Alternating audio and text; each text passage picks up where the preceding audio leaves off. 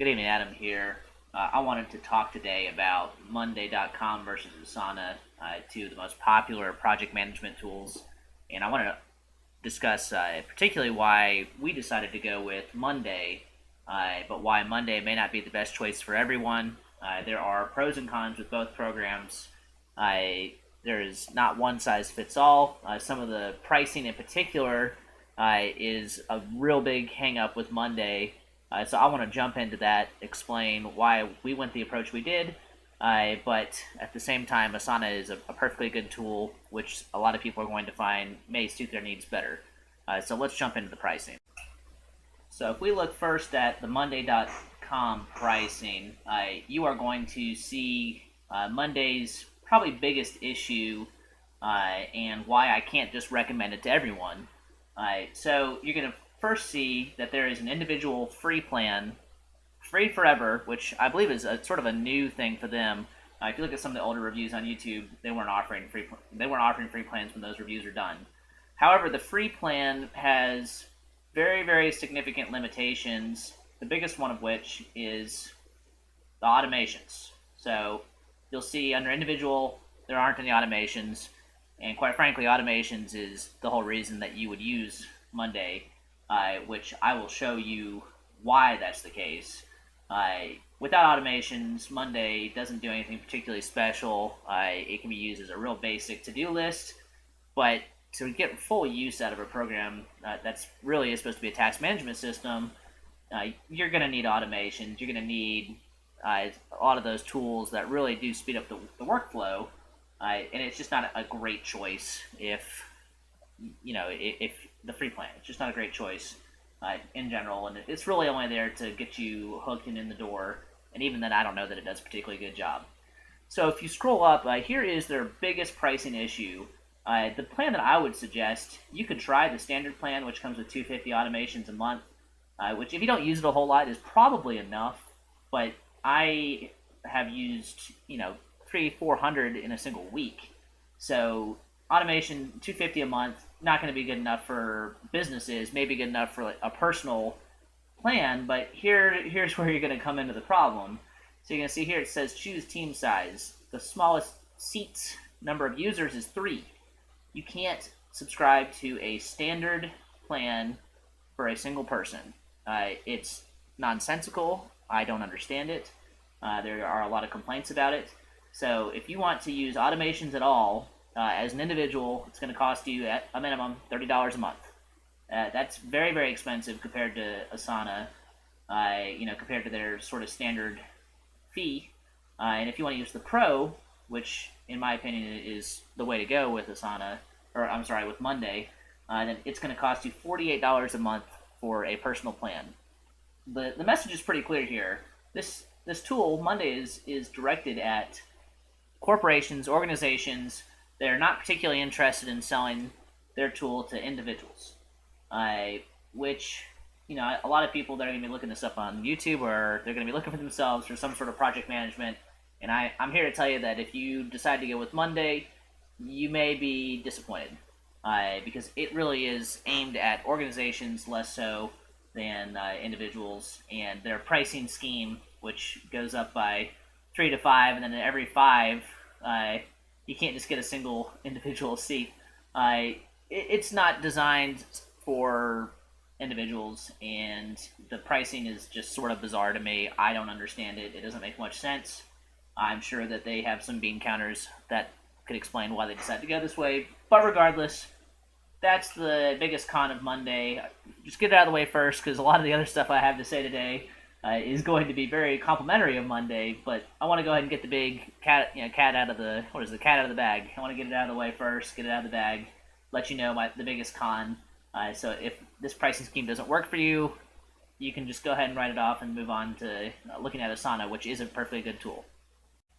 So now turning to Asana's pricing, they also have a basic plan which allows for, again, probably pretty similar functionality for what you find with the Monday plan. But the basic plans, again, you could just do with a spreadsheet or an Outlook calendar or just a piece of paper. So if you are truly interested in doing some sort of real task management, then you're going to be looking at the premium plans because that's where the fun sort of comes in, where you get the timelines, dashboards, and in particular, you're going to get custom fields and right here task templates. Templating is very key to task management because you can do entire strings of tasks all at the same time, and that really is why you go with a sort of a task management system. It's not just a to-do list, although a lot of people will use it primarily, or at least to start with, as just a basic to-do list. So for $10.99 as opposed to Monday's $30, pretty clearly Asana's pricing plan for their basic premium sort of option. I mean, they have the basic, but it doesn't have automations. Monday's basic plan it's missing its core functionality, so I wouldn't even be looking at basic.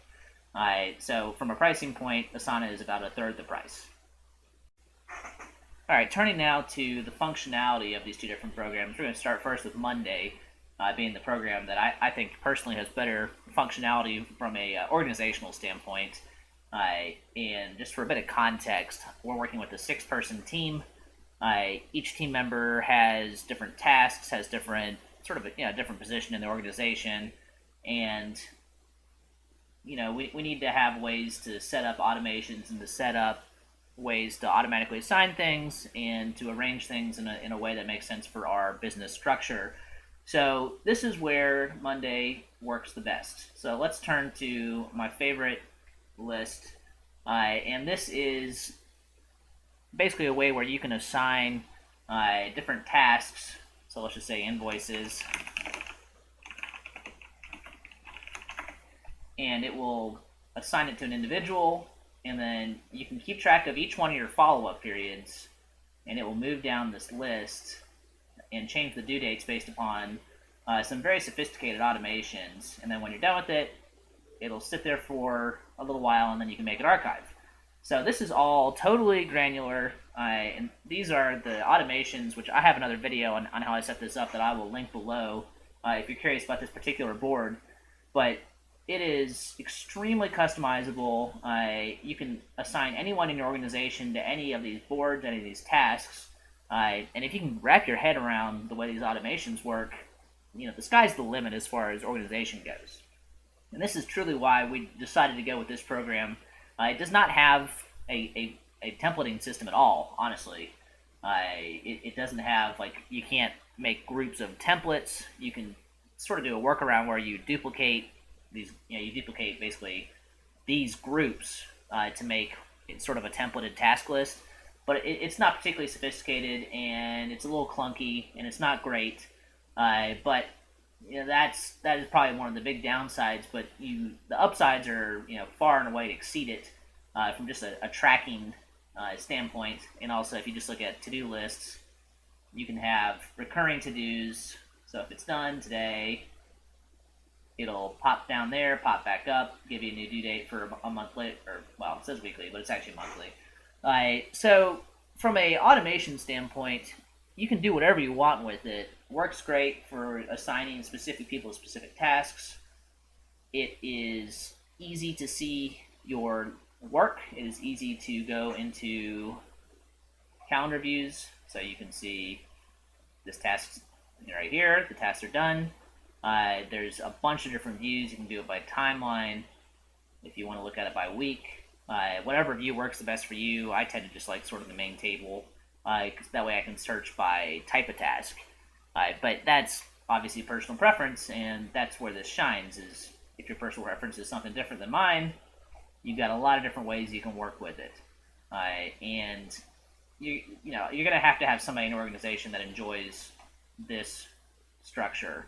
It really is just sort of nested if-then statements, conditional statements.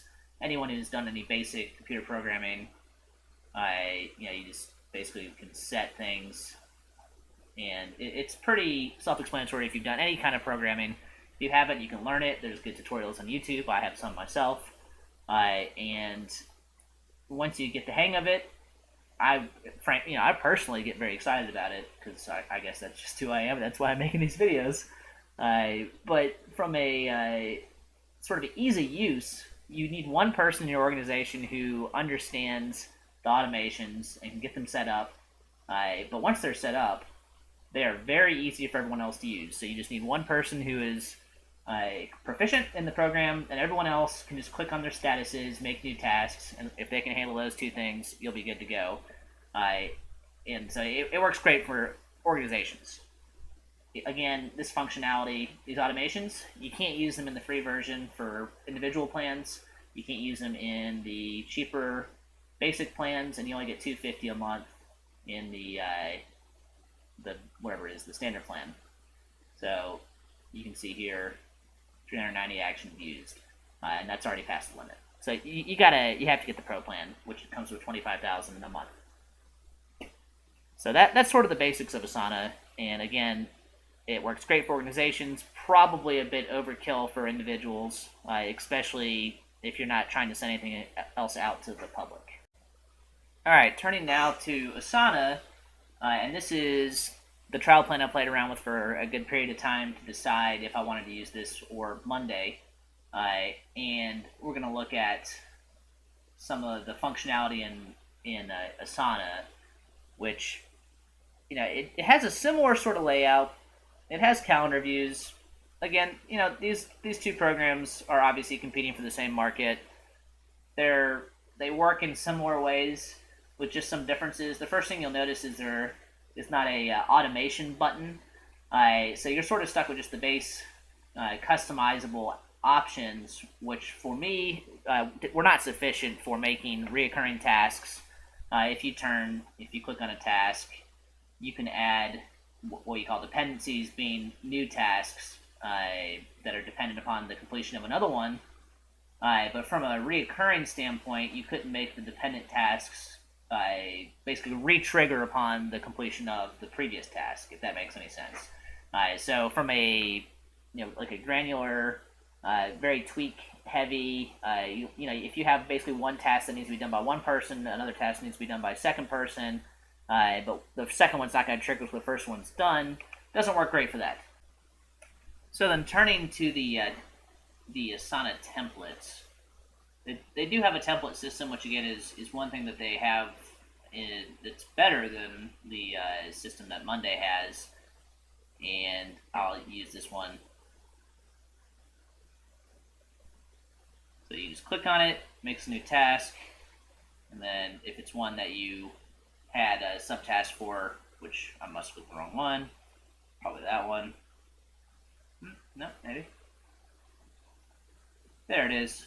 So it set the due date out a month, which is the way I had it set up, and you'll notice that it has follow-up tasks. So it does have good functionality for templating, and the subtasks work significantly better than the Monday subtasks, which honestly I just don't use. They're not great. I don't use them because they don't work very well with the automations in comparison to the main tasks. These do work, and you can set individual due dates for subtasks, which allows you just to template and add a single task with its associated subtasks.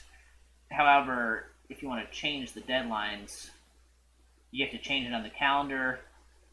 You can set it to repeat, but the problem with the repeat function in this, you can have it repeat once every week, once every month, or custom.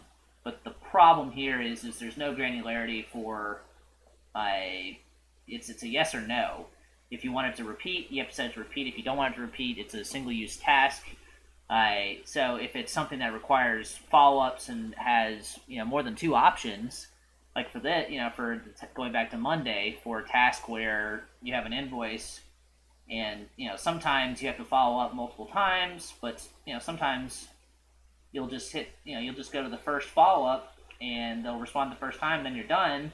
Well, other times you're going to be escalating and following up 2 or 3 times, or even more than that. That level of customization just doesn't exist in Asana to the same degree, and perhaps that level of customization is not necessary for an individual task list, where for an organization it's very important to have sort of a higher level of accountability and higher level of customization and just basic accountability and tracking. So Yeah, I think what is coming across pretty clear in this video is there's two, that these options should appeal to two different groups of people. At least that's the way I viewed them. If it was just me personally, Asana does enough. Asana is sort of a cleaner interface in a lot of ways. It's a lot easier to use. You don't have to try to figure out the automations. It's pretty self-explanatory, and you just right-click and if you have a task you have to repeat, you just right-click it and you make it, or you click it once and you make it as a template. And it's that easy, and then you're done, and then you can just add a new template, and you're going to have the same task over and over with the same amount of time.